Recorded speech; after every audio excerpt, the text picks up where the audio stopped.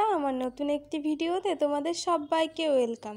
কেমন আছো তোমরা সবাই? আশা করছি সবাই খুব ভালো আছো, আর আমরাও বেশ ভালোই আছি।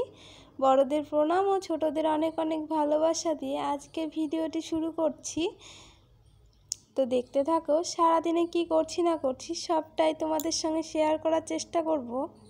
আজকে 5ই মে রবিবার, ঘড়িতে এখন সময় হয়ে গিয়েছে 10টা 15, আর আমি এখন থেকে আমার ভিডিওটি স্টার্ট করছি। আশা করছি আজকের ভিডিওটি তোমাদের খুব ভালো লাগবে। সকালে ঘুম থেকে উঠতে দেরি হয়ে যাওয়ায় সকালে কিন্তু সব রান্নাবান্না করা হয়নি।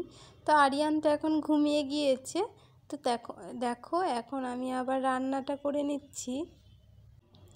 ওদিকে আমি ডাটা ভাজা করছিলাম, আর এদিকে না বেশ কয়েকদিনের জমানো দুধ ছিল, তো সেই দুধটা দিয়ে এখন একটু ক্ষীর বানিয়ে নিচ্ছিলাম। জানি অল্প হবে, কারণ এখানকার দুধটা না পুরোই ভেজাল দুধ দেয়। ওই যে জল মেশানো দুধ দেয়, একদমই পাতলা। আর এই দুধটা না খালি খেতেও ভালো লাগে না। ওই আরিয়ান সোনা যা খায়, আর বাকিটা থাকলে আমি ফ্রিজে রেখে দিই। তো ওটা দিয়ে ভাবলাম একটু ক্ষীর বানিয়ে নিই। আর এদিকে ডাটা ভাজা করার জন্য ডাটাটাও কেটে রেখেছিলাম, সকালে তো করা হয়নি, তো এখনই তার জন্য করে নিচ্ছিলাম। আর ওই যে তোমাদের বললাম ক্ষীরটা একদমই অল্প হবে, দেখো কতটুকু হয়েছে। তো এটা আমি এখন দেখো একটা বাটিতে রেখে দিলাম, আর এটা না এখন ফ্রিজে রেখে দেবো, কারণ ঠান্ডা ক্ষীর খেতে আমার আবার বেশি ভালো লাগে। আর আমি কিন্তু একদম অল্প চিনি দিয়েছি, কারণ আমরা দুজনে মিষ্টিটা একদমই কম খাই, বেশি খাই না। আর এই আদাগুলো না পরশুদিন এনেছিল আরিয়ানের পাপা। ওই যে কালকে ধুয়ে রেখেছিলাম, জল ঝরে দেখো শুকিয়ে গিয়েছে। তো এখন একটা কৌটোর ভিতরে ভরে এটা এখন ফ্রিজে রেখে দেবো, তাতে কিন্তু অনেকটা ভালো থাকে আর সুবিধাও হয়। আর সব বোতলগুলো দেখছি একদম খালি হয়ে গিয়েছে, ওই যে একটা তো জল নেই। তো এখন দেখো বোতলগুলোতে আমি জল ভরে নিচ্ছি, আর বোতলগুলো কিন্তু আমি জল ভরে আবার ফ্রিজে রেখে দেবো, কারণ এখন তো গরমের সময়, ফ্রিজের ঠান্ডা জল ছাড়া বাইরের জল একদমই খাওয়া যাচ্ছে না। আর এই যে এখানে জলের ড্রামটা আছে না, তার জন্য জলটা একদম গরম হয়ে যাচ্ছে। তো এই যে বোতলগুলো আমি এক এক করে সবই ফ্রিজে রেখে দেবো।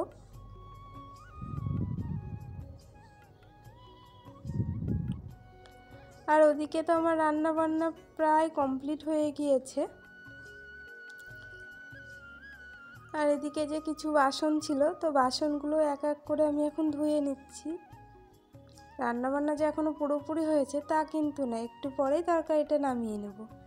আর এই যে এই জায়গাটা যেখানে ছুরিগুলো থাকে ও আরও অন্যান্য জিনিস থাকে, তো এই জায়গাটা না একদম তেল চিট্টে হয়ে গিয়েছে। তো জায়গাটাও আমি ভালো করে এখন মুছে নিচ্ছি।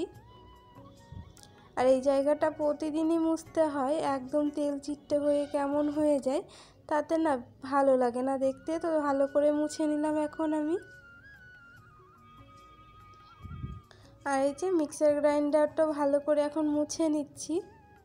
আর আরিয়ান সোনা কিন্তু ঘুম থেকে উঠে পড়েছে, আর ওই যে দেখো আরিয়ান সোনাকে দেখা যাচ্ছে খেলা করছে, ছোট্ট হাতগুলো দেখা যাচ্ছে।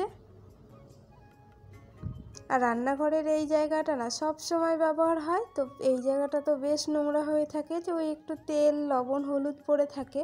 তো এই জায়গাটাকেও আমি ভালো করে মুছে নিচ্ছি। আর এই কাজগুলো আমি সব সময়ই করে থাকি, ওই যে প্রতিদিনই করে থাকি। যেহেতু আমাদের ঘরটা রাস্তার ধারে, তাই প্রচণ্ড পরিমাণে ধুলো পড়ে, এতটাই ধুলো পড়ে যে কি আর বলবো। তো তার জন্যই জায়গাটাকে আমি ভালো করে মুছে নিচ্ছি, আর এই কাজটা কিন্তু আমি প্রতিদিন করি।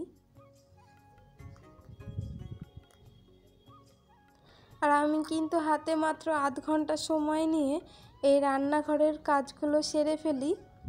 এর থেকে বেশি সময় পাওয়া যায় না, আর এর থেকে বেশি সময় কিন্তু লাগেও না। ওই যে প্রতিদিন কাজগুলো যদি সব সময় এগিয়ে রাখি, তাহলে আর একদিনে বেশি কাজ হয় না বা বেশি সময় লাগে না, ওই অল্প সময়ে হয়ে যায়। আধ ঘন্টা সময় নিয়েই আমি এই কাজগুলো করে থাকি। তারপরে এই যে এই দেওয়ালটা একটু ভালো করে মুছে নিলাম আমি, প্রথমে হ্যান্ড ওয়াশ বুলিয়ে নিয়েছি, তো তারপর দেখো ভালো করে মুছে নিচ্ছি।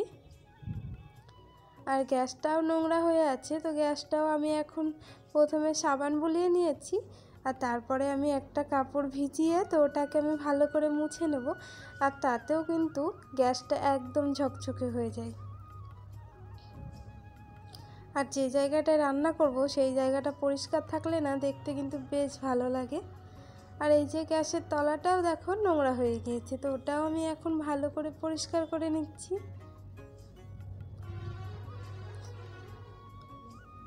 প্রতিদিনের মতো আজকেও তোমাদের একটি কথা বলবো, আমার ভিডিও তোমাদের কেমন লাগছে তা অবশ্যই কমেন্ট করে জানিও।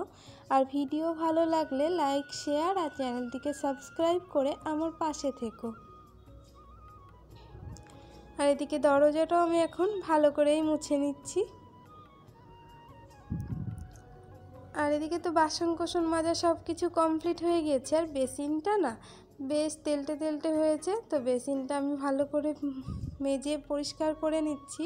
আর এই যে কলের মুখটাও কিন্তু আমি একটা ব্রাশের সাহায্যে ভালো করে পরিষ্কার করে নিচ্ছি, কারণ কলের মুখ নোংরা থাকলে তো একদমই ভালো লাগবে না, কারণ এটা তো সব সময় ব্যবহার করতে হয়, জল নিতে হয়। তারপরে দেখো এই যে 20 থেকে 25 মিনিটের মধ্যে কিন্তু আমার রান্নাঘরটা প্রায় একদম ক্লিন হয়ে গিয়েছে। দেখো কত সুন্দর চকচকে ঝকঝকে হয়ে গিয়েছে না, মানে কোথাও একটু নোংরা নেই, বেশ ভালোই লাগছে দেখতে। তোমাদের কেমন লাগছে সেটা কিন্তু আমাকে অবশ্যই কমেন্ট করে জানিও।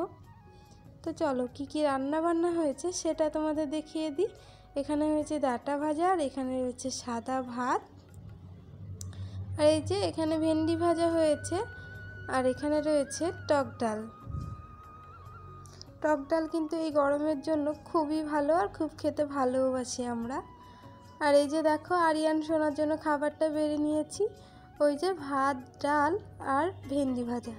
আরিয়ান সোনা কিন্তু ভেন্ডি ভাজা আর ডাল খেতে, এই টক ডালটা খেতে আরিয়ান সোনা ভীষণ ভালোবাসে।